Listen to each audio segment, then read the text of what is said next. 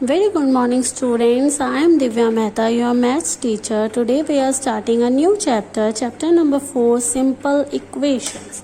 जैसे कि हमें चैप्टर के नेम से पता चल रहा है कि यहाँ पे हम कुछ इक्वेशंस की बात करेंगे। सबसे पहले हम जानते हैं इक्वेशंस क्या होती हैं। अगर मैंने कोई वैल्यू लिखी x+4 या y+2 या x-3 समथिंग लाइक दैट, तो ये हमारी इक्वेशंस नहीं है, ये हमारे कहलाते हैं एक्सप्रेशंस। लेकिन अगर मैं कोई वैल्यू लिखूं, जैसे कि यही वैल्यू थी x+4 = 6 या फिर y+2 = 9 या x-3 = 3, यहाँ पे जहाँ पे इक्वल लग जाता है तो वो आपकी क्या बन जाती है, इक्वेशन। और ज़रूरी नहीं है कि आपके पास ये सिंपल ही इक्वेशंस हो, आपकी इक्वेशंस बड़ी भी हो सकती है। और जब भी यहाँ पे =2 लग जाता है, =2 का क्या मतलब है, आपकी जो इक्वेशन है वो 2 पार्ट्स में डिवाइड हो गई है। एक पार्ट हो गया ये साइड और एक पार्ट हो गया ये साइड। जो लेफ्ट साइड होती है उसको हम लेफ्ट हैंड साइड बोलते हैं, यानी कि LHS, और जो राइट साइड जो भी इक्वेशन बचती है उसको हम बोलते हैं RHS, यानी कि राइट हैंड साइड। उसके बाद ये कंपल्सरी नहीं है कि यहाँ पे छोटी वैल्यू हो या यहाँ प्लस में हो, यहाँ कुछ हो, ऐसा कंपल्सरी नहीं है। आपकी इक्वेशन इस टाइप से भी हो सकती है, x+4 = y+3, या फिर कुछ इस टाइप से भी हो सकती है, x+3 = 10, या फिर कुछ और बड़ा नंबर, या फिर 3। ये सब कुछ जहाँ पे भी =2 आपको दिख जाएगा, that was your equation. Now ये जो हमारे x, y या कोई और इसमें ऐसा कोई ना कोई अल्फ़ाबेट यूज़ हो जाता है तो उनको हम बोलते हैं वेरिएबल्स। उनको हम क्या बोलते हैं, वेरिएबल्स। ठीक है, तो अभी हमने जो है समझा कि इक्वेशन क्या होती है, एक्सप्रेशन और इक्वेशन में डिफरेंशिएट पढ़ लिया, लेफ्ट हैंड साइड क्या होती है, राइट हैंड साइड क्या होती है, प्लस हमने ये भी पढ़ लिया जो हमारे को ऐसे अलग से वो दे रखे होते हैं x, y, z या समथिंग एल्स, ये हमारे वेरिएबल्स होते हैं। इतना क्लियर होने के बाद अब हम पढ़ेंगे फॉर्मिंग इक्वेशन। इक्वेशन को बनाना कैसे है। आपको जो क्वेश्चंस आएंगे वो आपको क्या होगा, प्लस माइनस मल्टीप्लाई डिवाइड, इन चारों के क्वेश्चंस आएंगे। आपको इनसे रिलेटेड जो है इक्वेशन सॉल्व करनी होगी। तो सबसे पहला हम जो लेते हैं, हम लोग लेते हैं प्लस, यानी कि सम के बारे में। ठीक है, आपको सिंपल इक्वेशन दे रखी हो सकती है, सम ऑफ x and 4 is 6। आपको इक्वेशन पढ़कर ही समझ आ रहा है वो क्या कह रहा है कि x के अंदर जब हम 4 प्लस करेंगे तो हमें 6 मिल जाएगा। उसने इस तरीके से बोला, वो ऐसे भी बोल सकता है इफ आई एड। हम जो है यहाँ पे क्या क्या वर्ड्स यूज करते हैं, सम भी कर सकते हैं, ऐड भी कर सकते हैं, ठीक है, और जॉइंट भी यूज कर सकते हैं। सिमिलरली अगर मैं आपको बोलूँ if I joined 4 to x I get 6, तब भी सेम बात हुई कि x के अंदर मैंने 4 प्लस किया तो मुझे 6 मिल गया। तो इस टाइप से आपको इक्वेशन बनानी होगी। एक डिफरेंस का भी एग्जांपल ले लेते हैं। डिफरेंस का क्या मतलब होता है, माइनस, यानी कि उससे चीज़ को निकालना या हटाना। तो इसके लिए वर्ड टेकन अवे भी यूज हो सकता है। अगर मैंने बोला है यहाँ पे difference between y and 2 is 8, यानी कि y में से 2 हटा रहे हैं तो हमें क्या मिल रहा है, 8 मिल रहा है।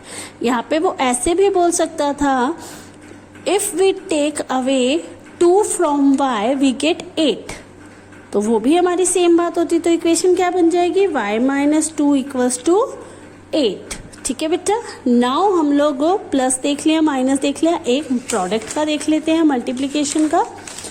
प्रोडक्ट में आपको सिंपल भी दे सकता है और इक्वेशन में भी दे सकता है। जैसे कि बोला गया the product of 3 and x is 2 × 1, यानी कि 3 को अगर हम x से मल्टीप्लाई करें, देखो 3 × x तो हम 3x ही लिख सकते हैं, इसलिए हमने यहाँ पे इक्वेशन में लिखा 3x = 21। आपको अगर टाइम्स दे रखा हो कि इस चीज़ का इतना टाइम्स, वहाँ पे भी आपका मतलब होता है प्रोडक्ट। जैसे कि अगर मेरे को दिया गया है x is 6 times, ठीक है, x is 6 टाइम, यानी कि x जो है मेरा कितनी बार है, 6 टाइम्स, तो 6x हो जाएगा। सिमिलरली अगर मुझे गिवन हो डबल ऑफ x का क्या मतलब कि x जो है डबल है, यानी कि 2x है। क्योंकि यहाँ पे जो है ये चीज़ क्लियर कर लीजिएगा, बिकॉज सम टाइम स्टूडेंट्स क्या समझते हैं कि अगर उन्हें दिया गया है कि इतना टाइम्स है तो वहाँ ऐड कर देते हैं, बट ऐड वहाँ पे नहीं करना है। अगर आपको टाइम्स दे रखा है यानी कि उस चीज़ को वहाँ पे आपको मल्टीप्लाई करना है। ठीक है, now we will come to division. Division में क्या है, डिवीजन में आपको देगा इस चीज़ का इतना भाग, ऐसे करके देगा। जैसे कि एग्जाम्पल लेते हैं, 1/4 of x is equal to 9। 1/4 किसी चीज़ का 1/4 हम कैसे लिखते हैं, ऐसे लिखते हैं। सिमिलरली हमने ऐसे ही लिखा 1/4 ऑफ x इक्वल टू 9। अगर हमें ऐसे ही दे दे हाफ, हाफ का क्या मतलब होता है, किसी भी चीज़ का आधा, किसी भी चीज़ का आधा हाफ होता है। तो गिवन है हाफ ऑफ y इज 2, तो हाफ ऑफ y इज 2। तो इस तरीके से आपको इक्वेशंस दे रखी हों, आपको जो है स्टेटमेंट्स दे रखी होगी और आपको इक्वेशंस बनानी होगी। अब हम नेक्स्ट टॉपिक पे चलते हैं। Next topic is putting values. इसमें क्या होगा, आपको इक्वेशन दे रखी होगी, साथ में एक वैल्यू भी दे रखी होगी और आपको ये वैल्यू इसमें डाल के बताना होगा क्या ये वैल्यू इसका सोल्यूशन है। अगर हमारी ये साइड, ये वैल्यू डालने से ये साइड और ये साइड इक्वल आ गई तो ये इसका सोल्यूशन है, लेकिन अगर ये डालने पे ये और ये साइड इक्वल नहीं आई तो यानी कि x की वैल्यू 2 सोल्यूशन नहीं है, ये गलत है। देखते हैं, चेक करके देखते हैं। हमें दे रखा है x + 4 = 10। x की जगह क्या रखना है मुझे, 2, तो x की जगह मैंने रख दिया 2। 2 + 4 = 6। तो 6 क्या 10 के इक्वल हुआ, नहीं हुआ, यानी कि left side right hand side के इक्वल नहीं आई। सिमिलरली मेरे को अगर क्वेश्चन में दिया है x + 4 = 10 और x की वैल्यू दे रखी है 6, तो 6 डाल के देखते हैं x की जगह पे। 6 + 4 = 10, तो क्या ये राइट हैंड साइड के इक्वल आया, यस बिल्कुल आया, ये सेटिस्फाइड हो गया, यानी कि x = 6 जो है वो क्या है, इसका सॉल्यूशन है।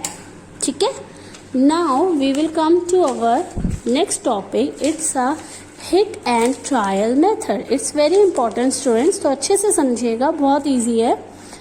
इसमें क्या होता है, आपको इक्वेशन दे रखी होती है, ठीक है, and hit and trial method से आपको इसका सोल्यूशन खुद निकालना है। जैसे आपको पिछली टाइम पे क्या था, आपको x की वैल्यू गिवन थी, बट यहाँ पे आपको कोई भी वैल्यू गिवन नहीं है, p की कोई वैल्यू गिवन नहीं, आपको खुद से निकालनी कि इसका क्या सोल्यूशन हो सकता है।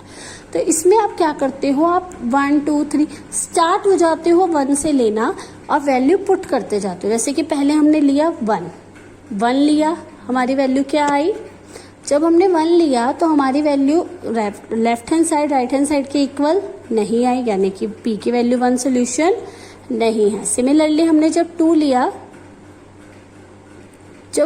लिया, तब हमारी वैल्यू आई 12, तो क्या ये इसके इक्वल था, नहीं, ये तब इसके इक्वल नहीं था, यानी कि this is also not a solution. But जब हमने p की वैल्यू 3 ली तो हमारा 17 = 17, यानी कि left hand side right hand side के इक्वल आ गई, यानी कि p की value 3 is the solution of this equation. इस इक्वेशन का सोल्यूशन है p की वैल्यू 3।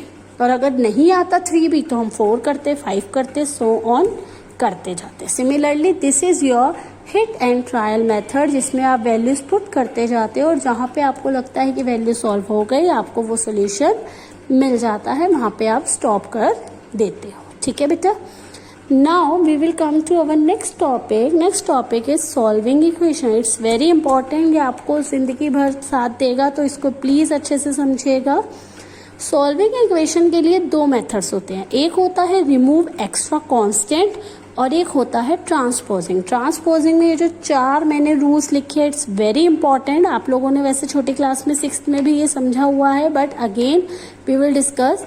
जो भी चीज़ लेफ्ट हैंड साइड होगी वो राइट हैंड साइड जाके चेंज हो जाएगी। जैसे कि प्लस अगर लेफ्ट हैंड साइड है, राइट हैंड साइड जाके माइनस हो जाएगा, जो यहाँ पे माइनस का है वहाँ जाके प्लस हो जाएगा, जो मल्टीप्लाई है वहाँ जाके डिवाइड, जो यहाँ डिवाइड है वहाँ जाके मल्टीप्लाई हो जाएगा। अब हम इन दोनों मेथड्स को, और एक्स्ट्रा कांस्टेंट रिमूव में क्या होता है, हमें जब भी x की वैल्यू फाइंड करनी है, जैसे कि कोई भी इक्वेशन है, तो क्या करना होता है, ये जो x होता है इसको यहाँ पे अकेला छोड़ना है, बाकी सब कुछ उधर भगाना है। या फिर इसके साथ वाला जितना भी है उसको हटा देना है ताकि सिर्फ x बचे और जो भी यहाँ पे आए वो x की वैल्यू हो जाए। इक्वेशन सॉल्व करने का मतलब ही ये होता है कि जो भी आपको वेरिएबल दे रखा है इक्वेशन में उसकी वैल्यू आपको फाइंड करनी है। ठीक है, तो इसको हम एग्जांपल लेके समझते हैं। x + 6 = 10। फर्स्ट मेथड से अगर हम करें एक्स्ट्रा रिमूव करने के, तो x के साथ क्या है एक्स्ट्रा, +6। अगर मुझे +6 हटाना है तो क्या करना होगा, -6 करना होगा। और जो चीज़ मैं इस साइड करूँगी वो इस साइड भी करनी पड़ेगी, जो चीज़ लेफ्ट हैंड साइड होगी वो राइट हैंड साइड भी होगी। तो सब्ट्रैक्ट 6 फ्रॉम बोथ साइड्स, दोनों साइड से 6 हटाया तो ये 0 हो गया और यहाँ पे 10 में से 6 किया 4, तो x की वैल्यू क्या हो गई 4। ये था आपका first method, extra constant remove करना। सेकंड मेथड से अगर हम देखें ट्रांसपोजिंग से, तो ट्रांसपोजिंग में ये चारों रूल्स हमें पता है। क्या करेंगे, यहाँ पे जो प्लस x को अकेला छोड़ना है हमें, तो जो यहाँ पे इसके साथ प्लस हो रहा है वहां जाके जो यहाँ प्लस हो रहा है वहां जाके माइनस, तो 10 में से 6 किया 4, तो x की वैल्यू सीधा क्या आ गई 4। एक और एग्जाम्पल ले लेते हैं, 3p - 10 = 3। पहले मेथड से करते हैं। अब हमें क्या करना है, p को अकेला करना है तो इसको हटाना है पहले मेथड से। तो ये प्लस का है, ये माइनस का है, तो कैसे हटेगा, इसके साथ अगर हम +10 करें तो ही हट पाएगा, तभी हटेगा। तो हमने क्या किया, +10 किया। देन हमने क्या किया, यहाँ पे 10 प्लस किया, जो हम लेफ्ट साइड करेंगे वो राइट साइड भी करेंगे, तो यहाँ पे 10 प्लस हो गया हमारा। ठीक है, तो ये चीज़ तो 0 हो गई और यहाँ पे ये हमारा 13 हो गया। अब जो है इसके साथ 3 एक्स्ट्रा है, 3 को भी हटाना है। देन जो है इस 3 को रिमूव करने के लिए हम क्या करेंगे, ये इसके साथ मल्टीप्लाई हो रहा है, अगर मैं इसके नीचे 3 लिख दूंगी तो 3 से 3 कट जाएगा, यानी कि p अकेला हो जाएगा, यानी कि यहाँ पे हमें 3 को डिवाइड करना पड़ेगा। जब एक साइड करेंगे तो दूसरी साइड भी करेंगे, तो divide both side by 3, 3p/3, 13/3, 3 से 3 कट गया तो p की वैल्यू क्या होगी 13/3। मैंने यहाँ पे अपॉन वाला एग्जांपल जान के लिया है क्योंकि सम टाइम्स बच्चे जो है अपॉन में आंसर आ रहा है देख के डर जाते हैं, तो आपको कोई डरने का इशू नहीं है, अपना नॉर्मल सॉल्व करिए। अपॉन में भी आंसर आ रहा है तो कोई दिक्कत नहीं है। ठीक है, और अगर हम इसको ट्रांसपोजिंग से करें तो देखिए 3p = 3 + 10 कैसे हुआ, यहाँ पे हमारे पास माइनस का 10 था, वहाँ गया तो माइनस की चीज़ वहाँ जाके प्लस, तो ये प्लस होके क्या बन गया 13। यहाँ पे 3 इसके साथ मल्टीप्लाई हो रहा है तो वहाँ जाके डिवाइड, तो 2 स्टेप्स में हमारा p की वैल्यू 13/3 आ गई।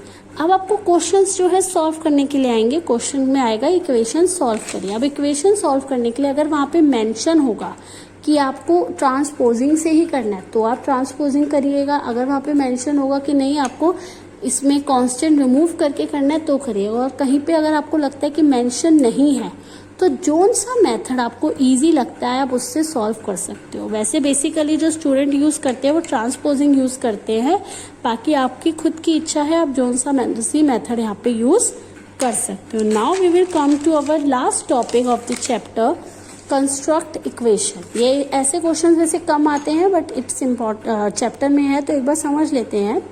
यहाँ पे आपको क्या होगा, आपको x की वैल्यू 2 दे रखी है और आपको बोला है इससे आपको एक इक्वेशन बनानी है। तो इक्वेशन कैसे बनाएंगे, दोनों साइड को किसी भी नंबर से मल्टीप्लाई कर दो और उसमें कुछ भी ऐड ऑन कर दो, कोई भी रैंडम नंबर चाहे ऐड करो चाहे माइनस करो। जैसे कि x की वैल्यू 2 है, मल्टीप्लाई बोथ साइड बाय 10, आप चाहो तो किसी और नंबर से भी मल्टीप्लाई कर सकते हो, कोई इशू नहीं है।